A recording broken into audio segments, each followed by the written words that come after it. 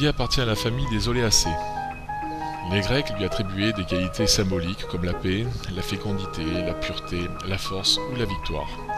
L'olivier est un arbre éternel, il ne meurt jamais, mais il supporte mal les grands froids. Il s'accommode des sols calcaires, pierreux ou acides. Il a la particularité de se multiplier facilement. Il prend racine par bouture ou par rejeton.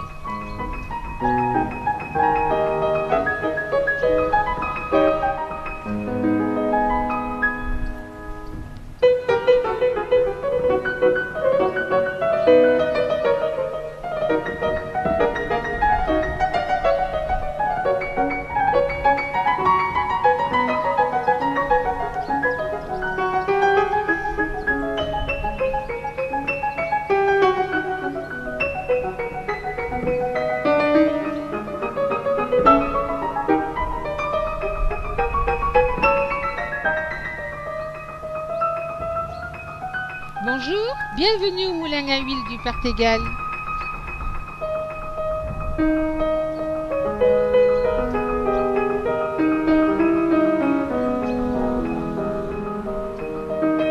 Ce moulin date du XIVe siècle. Il a été remis en activité en 1939 par mon père Fernand Ricard.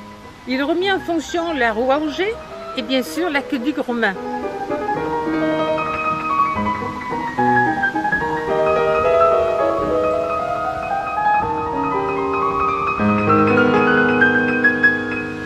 L'édifice que nous voyons, c'est un aqueduc datant du XIVe siècle, fabriqué par les compagnons du Tour de France et du Devoir en tailleur de pierre. L'aqueduc est apparent sur 70 mètres de long et ensuite il est sous-galerie pendant 200 mètres jusqu'à l'amont de la petite source que nous appelons le Régana. À l'époque, ce Régana se jetait sur cet aqueduc qui lui-même entraînait une roue à aube que nous allons voir par la suite.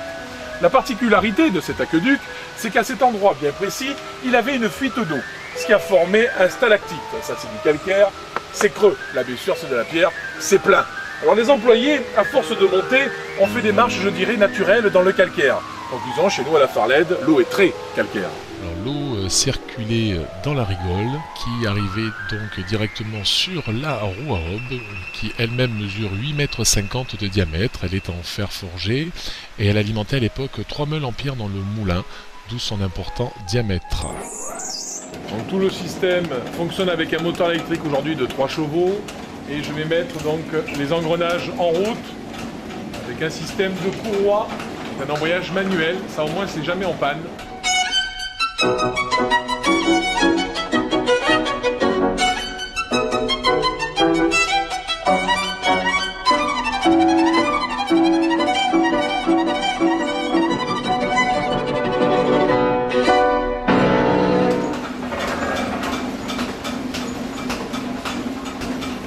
Alors nous mettons dans cette mare à olives 280 kg d'olives, alors de préférence noires quand elles peuvent, étant donné que les olives noires dans notre département sont mûres et les olives vertes ne sont pas mûres. La meule va tourner environ pendant 45 minutes et au bout de ces 45 minutes de broyage, les olives écrasées vont former ce qu'on appelle donc une pâte lourde, homogène et de couleur noirâtre. Alors là, au bout de ces 45 minutes de broyage, la pâte d'olive va tomber dans l'enskourkineur. Et cette machine va distribuer la pâte d'olive directement sur le scourtin. C'est une sorte de filtre. Nous mettons 150 scourtins sur le chariot de pressoir pour évacuer donc les 280 kg de pâte d'olive. Et ben voilà, et ben là. Alors là, c'est un pressoir hydraulique datant de 1955. Alors c'est un pressoir donc, qui va monter jusqu'à 400 tonnes de pression. Donc on voit déjà l'huile et l'eau. Mais alors là c'est surtout l'eau que vous voyez couler en noir. Et il va sortir donc 40 litres d'huile d'olive et à peu près 240 à 260 litres d'eau. Voilà, alors l'huile et l'eau arrivent directement dans ces bassins de décantation naturelle où on voit l'huile qui est en surface et l'eau en dessous. Voilà l'eau. Alors à l'époque, mon grand-père ramassait ses huiles avec ces deux outils, la casse, la casserole, et quand il restait plus qu'un tout petit filet d'huile d'olive en surface, il faisait courir la feuille sur l'eau pour ramasser les quelques millilitres d'huile qui restaient. Alors l'eau des olives passe sous le moulin, ce que nous appelons les enfers, et arrive directement dans ces bassins que nous appelons aussi les margines. Ces margines seront pompées et mises directement au milieu des rangées d'oliviers, ce qui nous servira de fertilisant liquide.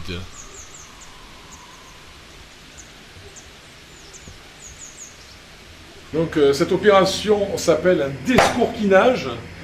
Donc la pâte d'olive a été pressée et il en reste donc un résidu peau et noyau qui va repartir directement dans le séparateur. Donc la vie sans fin apporte le grignon d'olive dans le séparateur de peau de noyau. Donc la peau va repartir en engrais naturel solide au milieu de mes rangées d'oliviers. C'est un fertilisant naturel. Et le noyau va repartir directement dans la chaudière pour chauffer tout le bâtiment. Jusqu'en 1956, ce moulin avait deux fonctions supplémentaires. La peau de l'olive était passée à l'eau chaude pour extraire les 20% d'huile appelée l'huile de récence, pour les lampes à huile et les savonneries, d'où le terme deuxième pression à chaud qui n'existe plus aujourd'hui. Les noyaux, concassés et broyés, étaient revendus aux meuniers qui les réduisaient en farine, appelée la fleurette.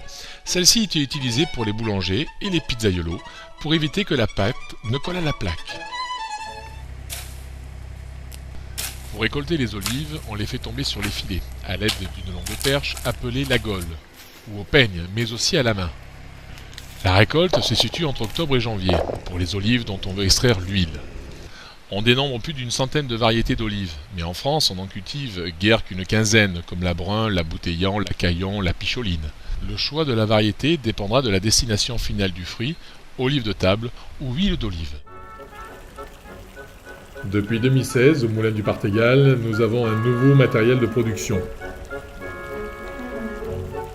Les olives sont déposées dans un vide-palox, puis acheminées vers une effeuilleuse. Elles tombent dans une laveuse. Celles-ci vont être lavées à froid. Elles arrivent dans une trémie de déchargement, puis elles repassent par une vis sans fin pour arriver dans un broyeur à marteau qui va les éclater. Celui-ci tourne à 137 000 tours minute. La pâte d'olive obtenue arrive dans un des 5 malaxeurs d'une capacité de 500 kg chacun. Elle va être malaxée pendant 30 à 45 minutes.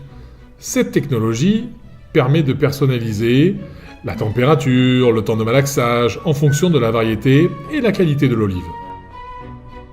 Entre chaque lot, toute la tuyauterie est nettoyée à air comprimé, ce qui enlève tous les résidus. La pâte d'olive part dans le décanteur d'une capacité de 2 tonneurs. La partie déchets, soit l'eau, la peau et le noyau, sont récupérés par le séparateur.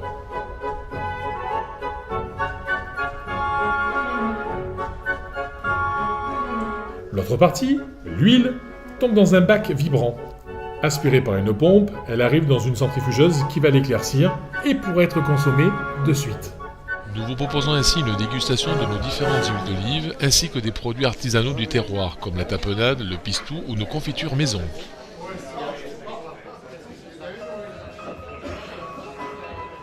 Le moulin a connu son heure de gloire avec Anthony Hopkins pour le tournage du film Surviving Picasso qui a été tourné en 1996. Ainsi, depuis 1939, voilà 4 générations que nous fabriquons de l'huile d'olive, peut-être bientôt 5, pour perpétuer la tradition.